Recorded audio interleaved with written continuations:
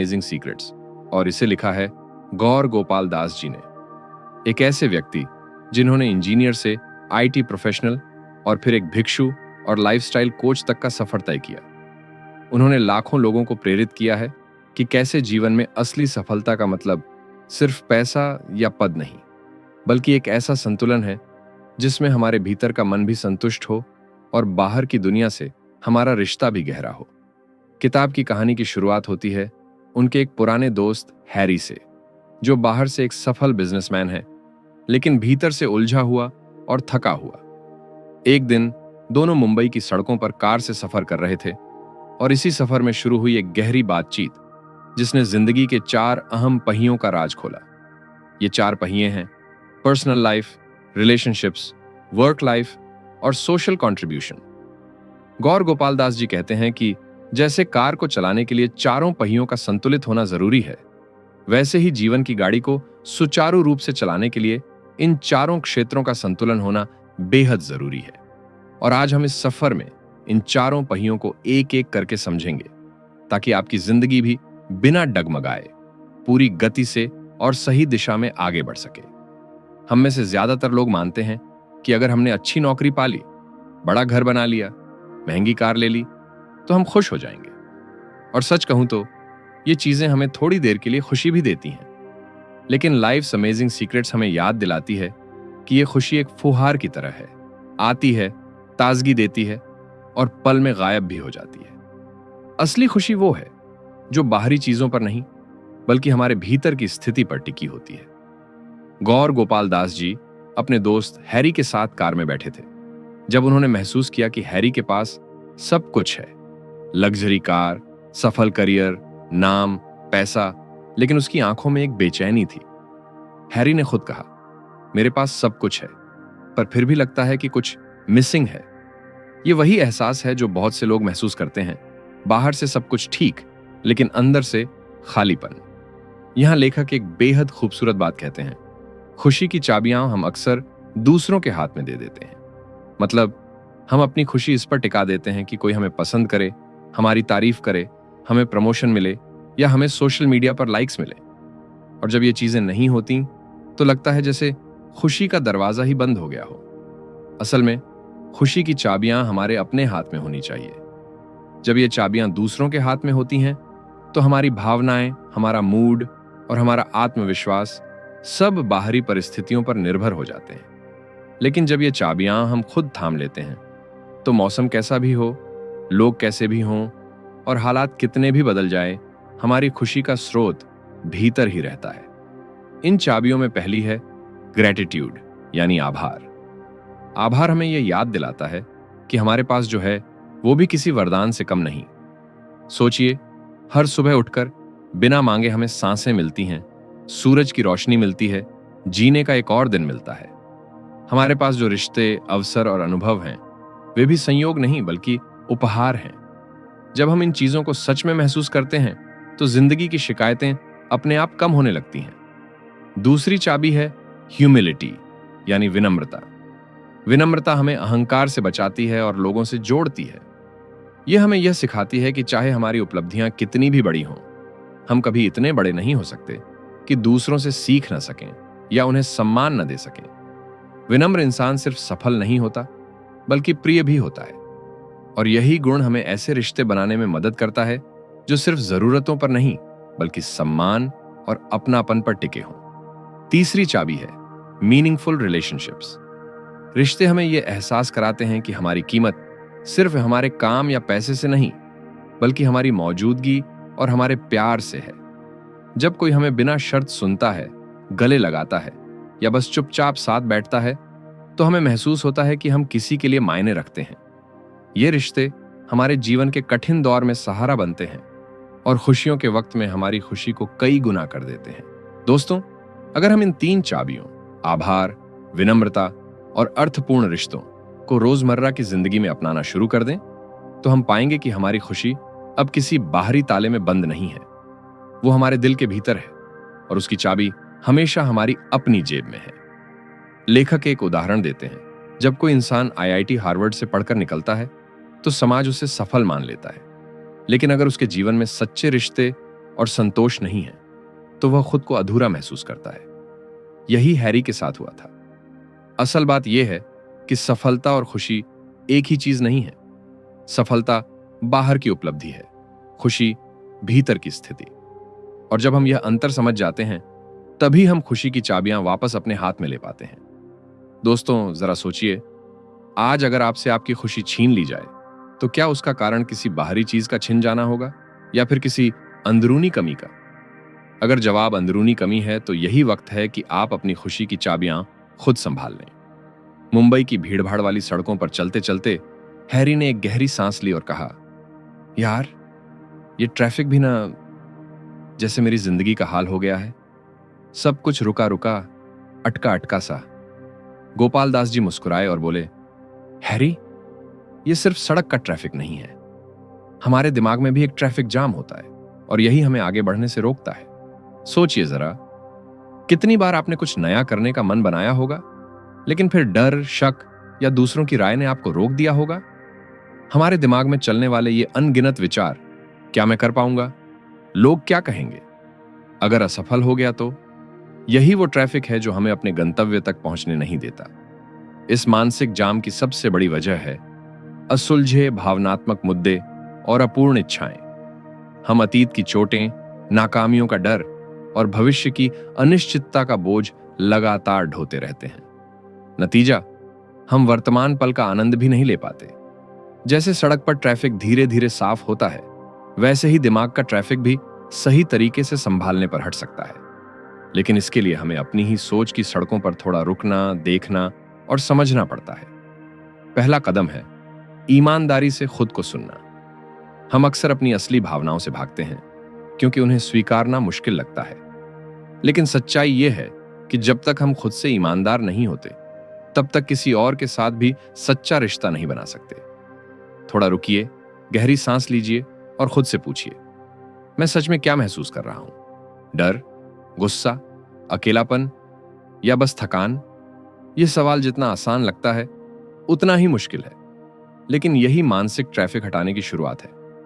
दूसरा कदम है किसी भरोसेमंद व्यक्ति को अपनी बात कह देना। कभी कभी हमें समाधान की जरूरत नहीं होती, बस एक ऐसे कान की जरूरत होती है जो बिना टोके, बिना जज किए हमें सुन ले। जैसे बारिश में भीगते वक्त कोई आपके पास छाता लेकर खड़ा हो जाए। भले बारिश रुक ना जाए, लेकिन आपको यह एहसास होता है कि आप अकेले नहीं हैं। याद रखिए, हमारी चुप्पी हमारे बोझ को और भारी कर देती है, जबकि साझा करना उसे हल्का बना देता है। तीसरा कदम है अनावश्यक बोझ छोड़ना। हर समस्या आपके कंधे पर रहने लायक नहीं होती। कुछ चीजें समय को सौंप दीजिए, क्योंकि समय के पास अक्सर ऐसे उत्तर होते हैं जो किसी बहस या टकराव से नहीं मिलते। कुछ चीजों को माफ कर दीजिए, क्योंकि माफी देना दूसरों से ज्यादा खुद को आजाद करता है। और कुछ चीजों को बस जाने दीजिए, क्योंकि उन्हें पकड़े रहने का मतलब है अपने ही हाथ में कांटे थामना। दोस्तों, जब हम यह 3 कदम अपनाते हैं तो धीरे धीरे दिमाग का ट्रैफिक साफ होने लगता है। विचारों की भीड़ शांत होती है और भीतर एक खुली सड़क बनती है, जहां आप अपने सपनों और अपने असली स्वरूप की ओर बढ़ सकते हैं, बिना रुकावट के। हैरी के साथ भी यही हुआ। जब उसने पहली बार ईमानदारी से अपनी बात कही, अपने डर और असंतोष को खुलकर बताया, तो मानो उसके भीतर का ट्रैफिक थोड़ा साफ हो गया। उसकी कार भले अभी भी ट्रैफिक में थी, लेकिन उसका मन थोड़ी खुली सड़क पर चलने लगा था। दोस्तों, अगर आपको लगता है कि आप जिंदगी में फंसे हुए हैं, तो जरा अपने भीतर के इस जाम को देखिए। शायद रास्ता आपके सामने ही है, बस आपको धुंध हटानी है। गौर गोपाल दास जी कहते हैं, अगर जिंदगी को एक गाड़ी माने तो पर्सनल लाइफ उसका पहला पहिया है, और इस पहिए का सबसे मजबूत नट बोल्ट है ग्रैटिट्यूड, यानी आभार की भावना। जरा सोचिए, जब हम सुबह उठते हैं तो हमारी पहली सोच क्या होती है? आज कितना काम है, फिर से वही प्रॉब्लम, या क्यों ना आज मैं उन चीजों के बारे में सोचूं जो मेरे पास हैं।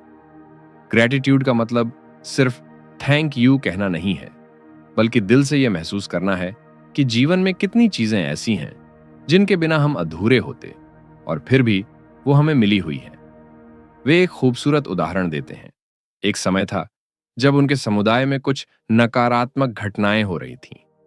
माहौल भारी था और वो खुद भी धीरे धीरे उसी नकारात्मक सोच में फंसने लगे थे। तभी उनके गुरु राधानाथ स्वामी ने उनसे कहा, अगर तुम सिर्फ अंधेरा देखोगे तो रोशनी कभी नहीं दिखेगी। अपनी नजर बदलो, अच्छाई भी है, उसे देखो। इस एक सलाह ने उनका नजरिया बदल दिया। उस दिन उन्होंने सामूहिक भोजन में बैठकर हर व्यक्ति में कुछ अच्छा नोटिस किया। किसी की मुस्कान, किसी का सेवा भाव, किसी का शांत स्वभाव। धीरे धीरे उन्होंने महसूस किया कि जैसे जैसे वो अच्छाई को देखने लगे, उनका मन हल्का और प्रसन्न होने लगा। दोस्तों, यह सिर्फ एक आध्यात्मिक शिक्षा नहीं, बल्कि एक साइंटिफिक सच भी है। जब हम ग्रैटिट्यूड की आदत डालते हैं तो हमारा मस्तिष्क पॉजिटिव न्यूरल पाथवे को मजबूत करता है। इससे स्ट्रेस हार्मोन कॉर्टिसोल कम होता है और हमें बेहतर नींद, मजबूत इम्यूनिटी और मानसिक सुकून मिलता है। लेकिन एक सवाल अक्सर आता है, अगर जिंदगी में बहुत दर्द या कठिनाई है, तब आभार कैसे महसूस करें? ऐसी स्थितियों में ग्रैटिट्यूड सतही नहीं होना चाहिए, इसमें गहराई होनी चाहिए। जैसे आप दर्द में हैं, लेकिन फिर भी किसी एक छोटी सी चीज के लिए आभारी हो सकते हैं। किसी का साथ, एक सीख, या यह सच कि आप अब भी प्रयास कर सकते हैं। एक कहानी किताब में है, एक दंपत्ति का बच्चा गंभीर बीमारी से जूझ रहा था। यह जीवन का सबसे कठिन समय था, लेकिन उन्होंने अपने आसपास के लोगों के सहयोग, डॉक्टरों की कोशिशों और साथ बिताए हर दिन के लिए आभार जताना चुना। उन्होंने कहा, दर्द कम नहीं हुआ, लेकिन आभार ने हमें टूटने से बचा लिया। यानी ग्रैटिट्यूड का मतलब यह नहीं कि कठिनाई खत्म हो जाए, बल्कि यह कि कठिनाई के बीच भी हम रोशनी ढूंढ लें। तो अगर आप अपनी पर्सनल लाइफ का पहिया मजबूत बनाना चाहते हैं, तो रोज एक छोटी आदत डालिए। सोने से पहले 3 चीजें लिखिए जिनके लिए आप आभारी हैं। धीरे धीरे आप देखेंगे वही साधारण जिंदगी असाधारण महसूस होने लगेगी। जिंदगी के दूसरे पहिए का नाम है रिलेशनशिप्स। हम कितने भी सफल हों, लेकिन अगर हमारे रिश्ते कमजोर हैं तो दिल हमेशा खाली महसूस करेगा। रिश्तों का असली आधार है संवेदनशीलता, सही दृष्टिकोण और क्षमा की शक्ति।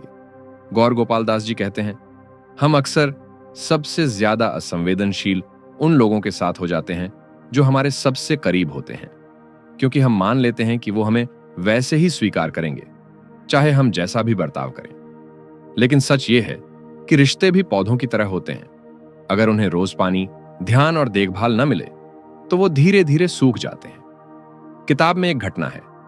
एक व्यक्ति सार्वजनिक रूप से बहुत नम्र और खुशमिजाज दिखता था, लेकिन घर आते ही अपनी पत्नी से छोटी छोटी बातों पर झगड़ने लगता था। वजह, काम का तनाव, थकान और यह उम्मीद कि घर तो है ही गुस्सा निकालने की जगह। लेकिन धीरे धीरे यह आदत रिश्ते को खोखला करने लगी। संवेदनशीलता का मतलब सिर्फ यह नहीं कि हम किसी की बात ध्यान से सुने, बल्कि यह भी है कि हम अपने शब्दों और व्यवहार का असर समझें, क्योंकि एक वाक्य किसी के दिल को छू सकता है और वही वाक्य किसी का मन तोड़ भी सकता है। लेखक एक गोल्डन रूल देते हैं, दूसरों के साथ वैसा नहीं, बल्कि उससे बेहतर व्यवहार करो जैसा तुम अपने लिए चाहते हो। सोचिए, अगर आप चाहते हैं कि लोग आपको इज्जत दें, तो क्यों ना हम दूसरों को उससे भी ज्यादा सम्मान दें। अगर हमें अच्छा लगता है कि कोई हमारी मेहनत को पहचानता है, तो हम दूसरों की छोटी छोटी कोशिशों की भी खुलकर सराहना क्यों ना करें। यह सुनने में भले आसान लगे, लेकिन जब हम इसे रोजमर्रा की जिंदगी में अपनाते हैं तो रिश्तों में गहराई और भरोसा दोनों बढ़ते हैं। दूसरा पहलू है सही दृष्टिकोण, मतलब लोगों में अच्छाई देखना। हम इंसानों में खामियां ढूंढने में माहिर हैं, किसी की बोलने की शैली, किसी का पहनावा या किसी की एक गलती, और हम तुरंत जज कर लेते हैं। लेकिन असली परिपक्वता यह है कि हम यह तय करें कि हम दूसरों के अंदर की गंदगी तलाशेंगे या सोना खोजेंगे। हर इंसान के भीतर अच्छाई और कमी दोनों होती हैं। अगर हम सिर्फ कमी पर ध्यान देंगे तो रिश्ता बोझ बन जाएगा, लेकिन अगर हम अच्छाई पर ध्यान देंगे तो वही रिश्ता सहारा बन सकता है। यह ऐसे ही है जैसे दो लोग एक ही बगीचे में जाते हैं, एक कांटे गिनकर लौटता है और दूसरा फूल चुनकर। हमारे रिश्ते किस दिशा में बढ़ेंगे, यह इस बात पर निर्भर करता है कि हमने कांटे गिने या फूल चुने। लेखक बताते हैं कि हम दूसरों को देखने के 5 अलग अलग नजरिए अपना सकते हैं, और यह नजरिया ही तय करता है कि हमारा रिश्ता मजबूत होगा या कमजोर। पहला नजरिया, सिर्फ बुराई देखना। ऐसे लोग हर व्यक्ति में कमी ढूंढ लेते हैं, चाहे सामने वाला कितना भी अच्छा क्यों ना हो। उनकी नजर सिर्फ उसे एक गलती, एक खामी पर टिक जाती है और बाकी सब कुछ धुंधला पड़ जाता है। यह दृष्टिकोण रिश्तों में दूरी पैदा करता है। दूसरा नजरिया अच्छाई और बुराई दोनों देखना, लेकिन अच्छाई को नजरअंदाज करना। ये लोग मानते हैं कि हाँ, सामने वाले में अच्छी बातें हैं, लेकिन वो इतनी महत्वपूर्ण नहीं है कि गिनी जाए। उनके लिए नकारात्मक पहलू ही मुख्य पहचान बन जाते हैं। तीसरा नजरिया, अच्छाई और बुराई दोनों देखना और दोनों के